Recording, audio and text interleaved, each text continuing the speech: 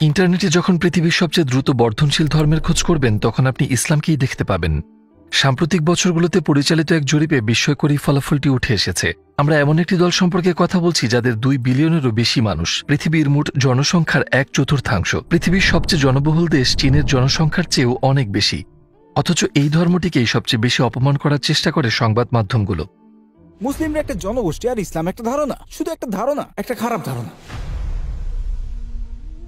অপরদিকে এটি হচ্ছে সেই ধর্ম যাতে সবচেয়ে বেশি সংখ্যক মানুষ ধর্মান্তরিত হয়। কি অদ্ভুত ব্যাপার, তাই না? সামগ্রিক চিত্রটাই আসলে বেশ মজার। কিভাবে মানুষ মুসলিম হয়েছেন সেই সব গল্প এখন রয়েছে ইন্টারনেট জুড়ে। দিনে দিনে বহু সেলিব্রিটি ঘোষণা দিয়েছেন যে তারা মুসলিম হয়েছেন। উদাহরণ হিসেবে বলা যায়, সম্প্রতি অ্যান্ড্রু টেটের নাম ছড়িয়েছে ব্যাপকভাবে। ইসলাম খুবই সুন্দর এবং কনভার্ট হওয়ার পর থেকে অনেক পরিবর্তন অনুভব করেছি, আর আমি মনে করি বর্তমান পৃথিবীর অনেক সমস্যার সমাধান এটিতে আছে। সাবেক ডাচ এমপি জোরাম ভ্যান ক্লাভেরেন: আমি ইসলামের বিরুদ্ধে বই লেখার সিদ্ধান্ত নিয়েছিলাম, যার শুরুটা হয়েছিল ইসলাম বিদ্বেষ দিয়ে, পরবর্তীতে হয়ে যায় স্রষ্টাকে খুঁজে পাওয়ার মাধ্যম, আর আমার মুসলিম হওয়ার মধ্য দিয়ে হলো এর সমাপ্তি। সাবেক রকস্টার ক্যাট স্টিভেন্সের নাম এখন ইউসুফ ইসলাম। কারণ কোরআন পড়তে শুরু করার পর যে বিষয়টি আমাকে সবচেয়ে বেশি ভাবিয়ে তুলে সেটা হলো কোরআন এমন সব দিক নির্দেশনা দিয়ে পূর্ণ যা আপনাকে ভাবিয়ে তোলে।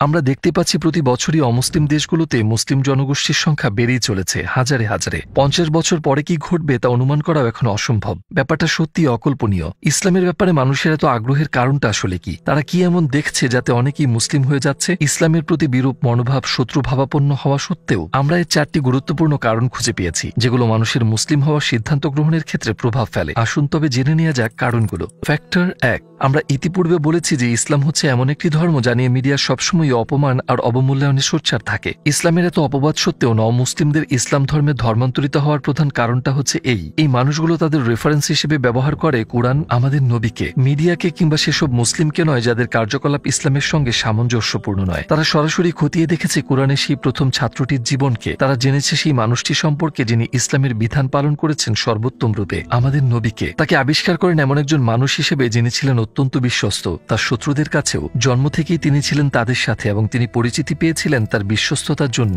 সর্বোচ্চ নৈতিক মূল্যবোধের জন্য। একবারের জন্যও তাকে মিথ্যা বলতে দেখা যায়নি, আর তাই তাকে বলা হতো আলামিন, অর্থাৎ বিশ্বাসী। তাকে এই নাম দেওয়া হয়েছিল তার নবুয়ত প্রাপ্তির আগেই, এবং নামটা দিয়েছিল সেই সব লোক যারা পরবর্তীতে ইসলামের শত্রু ছিল।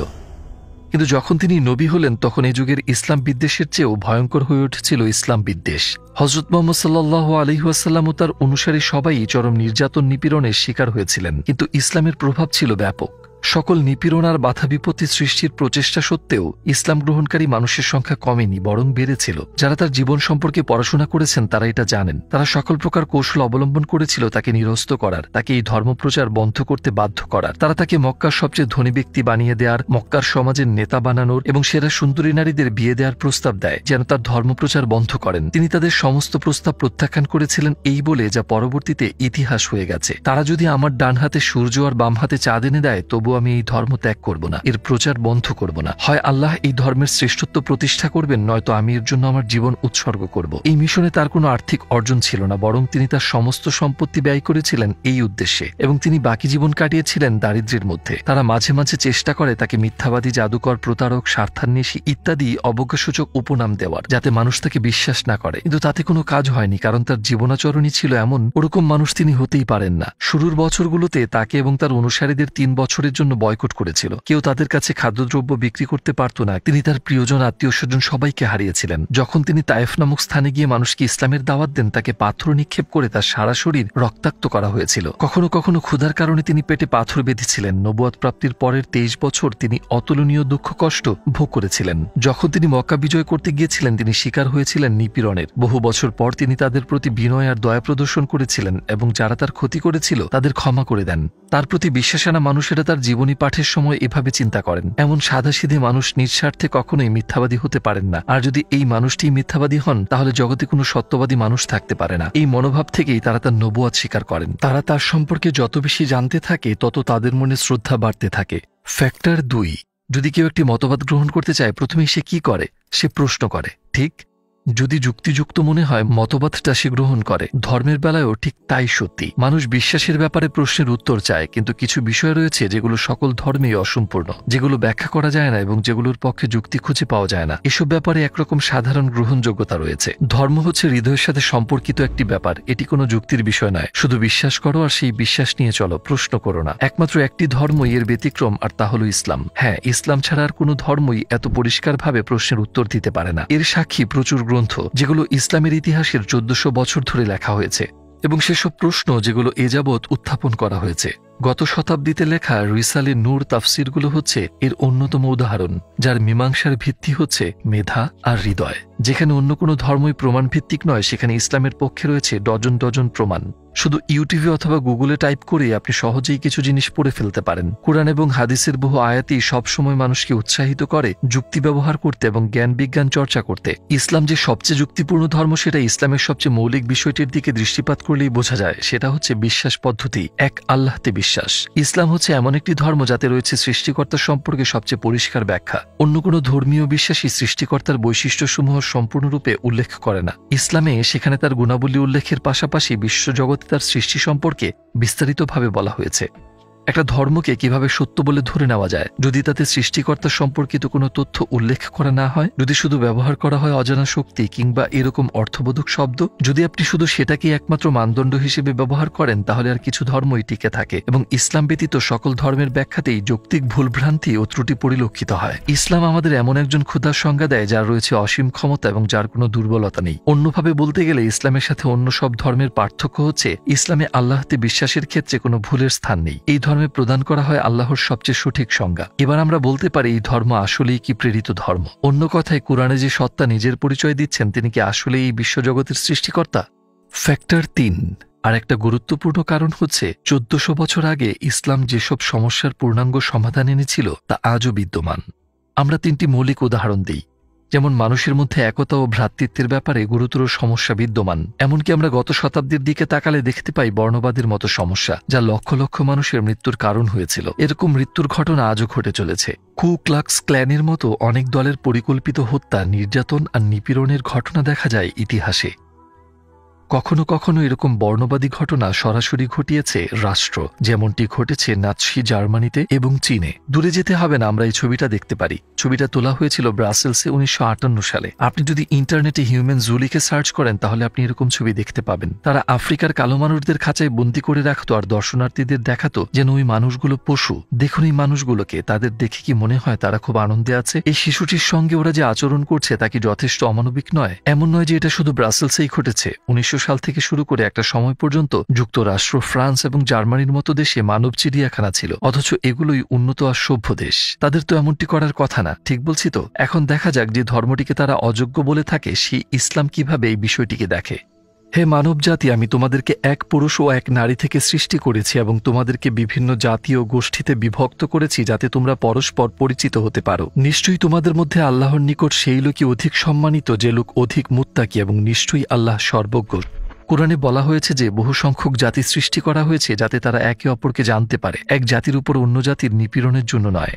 ওই ব্যক্তি আমাদের দলভুক্ত নয় যে আসাবিয়ার দিকে মানুষকে আহ্বান করে বা আসাবিয়ার কারণে লড়াই করে কিংবা আসাবিয়ার কারণে মৃত্যুবরণ করে। আমরা কথা বলছি সেই ধর্ম সম্পর্কে যাতে এমনটি বলা হয়েছে। এটি এমন একটি ধর্ম যেখানে এক জাতির উপর অন্য জাতিকে কর্তৃত্ব দেওয়া হয়নি, অথচ ইতিহাসে এই ভুলটাই ঘটতে দেখা গেছে বিশ্বজুড়ে। প্রতি বছর হজের সময় সকল জাতি, বর্ণ ও ভাষার মানুষ একই রকম পোশাক পরে পাশাপাশি অবস্থান করে প্রার্থনা করে। তাদের মধ্যে কোনো শ্রেষ্ঠত্বের বোধ কিংবা ধন সম্পত্তির গর্বের চিহ্নও থাকে না। ইসলাম 1400 বছর আগের এমন একটি দর্শন তুলে ধরে যেটি এখনকার সভ্যতাতেও নেই। ইসলাম যে বড় বড় সমস্যাগুলোর সমাধান এনেছে, সেগুলোর মধ্যে রয়েছে ক্ষুধা আর দারিদ্রতার সমাধানের পাশাপাশি ইসলাম মানুষকে আদেশ দেয় সেসব সমাধান মেনে চলতে। ইসলাম ধনী গরিবের মধ্যে সেতুবন্ধন রচনা করেছে আর তার নাম দিয়েছে জাকাত। ধনী বিবেচনার ক্ষেত্রে ইসলাম কিছু নিয়ম নির্ধারণ করে দিয়েছে। যে ব্যক্তির ওই সীমার চেয়ে বেশি সম্পত্তি রয়েছে তাকে তার সম্পত্তির 40 ভাগের 1 ভাগ অর্থাৎ 2.5% দরিদ্রদের মাঝে বিলিয়ে দিতে হবে, তার যত সম্পত্তিই থাকুক না কেন। এতে একদিকে যেমন দরিদ্রদের অভাব মিটে যায়, অন্যদিকে তেমনি ভ্রাতৃত্বের বন্ধন দৃঢ় হয়। ধনীরা দরিদ্রদের উপেক্ষা করতে কিংবা তাদের কাছ থেকে দূরে সরে থাকতে পারে না, এবং দরিদ্ররা ধনীদের হিংসা করে না কিংবা তাদের প্রতি রাগ পুষে রাখে না, বরং তাদের মধ্যে ঘনিষ্ঠতা তৈরি হয়। এবং এতে অর্থনৈতিক সমস্যার সমাধানের পাশাপাশি ভ্রাতৃত্বের বন্ধন নিশ্চিত হয়। উপরন্তু ইতিহাসে এরকম বহু গুরুত্বপূর্ণ উদাহরণ রয়েছে। আনাতোলীয় সেলজুক রাষ্ট্রের সময়ে রোমের সেলজুক সালতানাতে জাকাতের জাহাজ পাঠাতে হতো আফ্রিকায়, কারণ সমগ্র আনাতোলিয়ায় জাকাত দেওয়ার মতো যথেষ্ট সংখ্যক দরিদ্র মানুষ ছিল না। হ্যাঁ, আফ্রিকা, যেখানে সাম্রাজ্য প্রতিষ্ঠা করেছে ইসলামের শত্রুরা। অন্য যেসব দেশে ইসলাম ভালোভাবে পালন করা হতো, সেখানে ধনীরা জাকাত দেওয়ার মতো মানুষ খুঁজে পেতে হিমশিম খেয়ে যেত, কারণ জাকাত আর দানের ফলে মানুষের মাঝে আর্থিক বৈষম্য দূর হয়ে গিয়েছিল। যে ব্যক্তি জাকাত গ্রহণ করত সেই পরবর্তীতে জাকাত দেওয়ার পর্যায়ে চলে আসত। অন্যদিকে আধুনিক সংস্কৃতি এই সমস্যার এমন কার্যকর সমাধান দিতে পারেনি, বরং সুদ ব্যবস্থার ফলে সৃষ্টি হয়েছে বিশাল বৈষম্য, যাতে দরিদ্ররা আরও দরিদ্র আর ধনীরা আরও ধনী হয়। সুদ ব্যবস্থা অর্থাৎ রিবা ব্যবস্থা মানুষকে বলে যে কাজ করবে তুমি, আর কিছুই না করে টাকা আয় করব আমি তোমাকে দারিদ্র্যের কষাঘাতে জর্জরিত করব। সুদের কারণে যেখানে বছরের পর বছর ধরে অসংখ্য জীবন ধ্বংস হয়ে যাচ্ছে, রিবা নিষিদ্ধকরণের মাধ্যমে ইসলাম এই সমস্যার সমাধান করেছিল 1400 বছর আগেই। এরকম আরও উদাহরণ আমরা দিতে পারি। জাকাত হচ্ছে সেই জিনিসগুলোর একটি যেগুলো ইসলামকে করেছে অনন্য, অসাধারণ। এত জীবন ঘনিষ্ঠ ধর্ম কি আর আছে? এমন কোনো সমস্যা নেই যেখানে ইসলামের সমাধান নেই। মন থেকে মস্তিষ্ক কিংবা পরিবার থেকে সমাজ, সকল সমস্যার সমাধান রয়েছে এটিতে। বস্তুত এটাই 4 নম্বর কারণ। ইসলাম মসজিদের 4 দেয়ালের মাঝে বন্দী হয়ে থাকে না। এটি শুধু মনে মনে পালন করার ধর্মও নয়, জীবন ও জগতের সকল সমস্যার সমাধান দেয় এই ধর্ম। এটি হচ্ছে আরেকটি মুখ্য বিষয় যেটি ইসলাম ধর্মে ধর্মান্তরিত মানুষদের মনোযোগ আকর্ষণ করে। কুরআন এবং নবীজির বাণীতে অর্থাৎ হাদিসে বিভিন্ন সমস্যার ব্যাপারে আমরা পাই প্রচুর শিক্ষা ও পরামর্শ। অধিকন্তু সময়ের সাথে সাথে বাতিল কিংবা পুরাতন হয়ে যাওয়ার মতো সাধারণ পরামর্শ এগুলো নয়। এইসব পরামর্শের প্রাসঙ্গিকতা ও প্রয়োজনীয়তা রয়ে গেছে 1400 বছর ধরেই। নবীজি আসসালাতু আসসালাম শুধু এগুলো বলেননি, বরং তিনি নিজে এগুলো পালন করে উদাহরণ রেখে গেছেন। কি কি ব্যাপারে তিনি শিক্ষা দিয়েছেন আমরা কি কিছু উদাহরণ দেখব? প্রার্থনা বা ইবাদতের বিষয় ছাড়া সকল আইনগত বিষয়, রাষ্ট্র পরিচালনার জন্য খুঁটিনাটি বিষয়, জ্ঞানার্জন, বিজ্ঞান এবং প্রযুক্তির ব্যবহার, ব্যবসা বাণিজ্য, অর্থনীতি, রাষ্ট্র প্রশাসন ও কূটনীতি, মানুষের সাথে যোগাযোগ, আতিথেয়তা, ভালো প্রতিবেশী হওয়া, বন্ধুত্ব, আত্মীয় স্বজনদের দেখাশোনা করা, বিবাহ এবং পারিবারিক বিষয়, সন্তান লালন পালন, এতিমদের সুরক্ষা ও যত্ন, দরিদ্র ও অভাবগ্রস্তদের সহায়তা, রোগীদের যত্ন নেওয়া এবং তাদের প্রেরণা যোগানোর উপায়, মুখের কথার কারণে সৃষ্টি হওয়া সকল সমস্যার সমাধান, নেতৃত্ব ও দলগত কাজ, পরিচ্ছন্নতা এবং সে সম্পর্কিত খুঁটিনাটি বিষয়, আধ্যাত্মিক শিক্ষা দীক্ষা এবং পরিপক্কতা, ইতিহাস, একই সাথে ভবিষ্যতের ব্যাপারে যে বার্তা দেয়া হয়েছিল তা সত্যি হয়েছে। আমরা অন্যান্য বিষয়ের তালিকা তৈরি করতে পারি। আপনি কি জানেন আর একটা মজার ব্যাপার কি? আমরা যে সময়টা সম্পর্কে কথা বলছি সেটা হচ্ছে 6ষ্ঠ শতাব্দী, আর এত সব কাজ করেছেন শুধু একজন মানুষ, এবং সেই মানুষটা কখনো লেখাপড়াই শেখেননি, যেমনটা সাক্ষ্য দিয়েছে তার বন্ধুরা এবং শত্রুরাও। একজন মানুষ হয়তো আদর্শ হতে পারেন অল্প কিছু ক্ষেত্রে, তবে একজন নিরক্ষর মানুষের পক্ষে এত বিচিত্র ক্ষেত্রে সকল যুগে সকল পর্যায়ে আদর্শ হয়ে ওঠাটা সত্যি অতুলনীয় ব্যাপার। সেজন্যই বিখ্যাত ইতিহাসবিদ ও জ্যোতি পদার্থবিজ্ঞানী মাইকেল হার্ট তার the 100 a ranking of the most influential persons in history গ্রন্থে নবীজি মুহাম্মদ সাল্লাল্লাহু আলাইহি ওয়াসাল্লামকে প্রথম স্থানে রেখেছেন। এর ব্যাখ্যা দিতে গিয়ে তিনি বলেছেন, পৃথিবীর সবচেয়ে প্রভাবশালী ব্যক্তিদের তালিকায় মোহাম্মদকে 1 নম্বরে রাখার সিদ্ধান্তটা অনেক পাঠককে অবাক করে দিতে পারে, আবার অনেকের কাছেই প্রশ্নবিদ্ধ হতে পারে। কিন্তু ইতিহাসে তিনি একমাত্র ব্যক্তি যিনি ধর্ম ও সংসার উভয় জীবনেই সবচেয়ে সফল ছিলেন। যারা মুসলিম হচ্ছেন তারা নবীজির জীবন সম্পর্কে জানার সময় এই জিনিসটাই লক্ষ্য করেন। তারা লক্ষ্য করেন এমন একটি ধর্মকে যার বিস্তার জীবনের প্রতিটি ক্ষেত্রে কেবল মনে মনে লালন করার এবং মসজিদে সীমাবদ্ধ রাখার ধর্ম এটি নয়, এবং এই ধর্মের সার্বজনীনতা দেখিয়েছে 1400 বছর ধরে নতুনত্ব বজায় রাখার মাধ্যমে। এই ব্যাপারটা যারা লক্ষ্য করেছেন তাদের একজন হচ্ছেন সাবেক ডাচ এমপি জোরাম ভ্যান ক্লেভেরেন, যার সাক্ষাৎকার আমরা নিয়েছি। তিনি একটি ইসলাম বিরোধী বই লিখতে চেয়েছিলেন, কারণ তিনি ইসলামকে সেভাবেই জানতেন যেভাবে ইসলামকে উপস্থাপন করে মিডিয়াগুলো। যখন তিনি ইসলামের ব্যাপারে গবেষণা করলেন তিনি আসল ব্যাপার বুঝতে শুরু করলেন, যেমন আমরা যে 4টি বিষয় নিয়ে কথা বলেছি। ফলে ইসলাম বিরোধী উদ্দেশ্য নিয়ে তার যে যাত্রা শুরু হয়েছিল তার সমাপ্তি ঘটে নিজে মুসলিম হওয়ার মাধ্যমে। কেন মানুষ মুসলিম হয় সে প্রশ্নের সংক্ষিপ্ত উত্তর এটাই, মানুষ যতই গবেষণা অব্যাহত রাখবে, নবীজির জীবন সম্পর্কে অধ্যয়ন করবে এবং লক্ষ্য করবে তিনি মানুষের জন্য কি এনেছিলেন, ইসলাম ধর্মে ধর্মান্তরিত মানুষের সংখ্যা ততই বাড়বে। যেমনটা ইসলামের একজন মহান মনীষী বলেছিলেন, আশাবাদী হও, ভবিষ্যতের বিপ্লবগুলোর মধ্যে সবচেয়ে উচ্চ ও সুললিত শব্দ হবে ইসলামের শব্দ।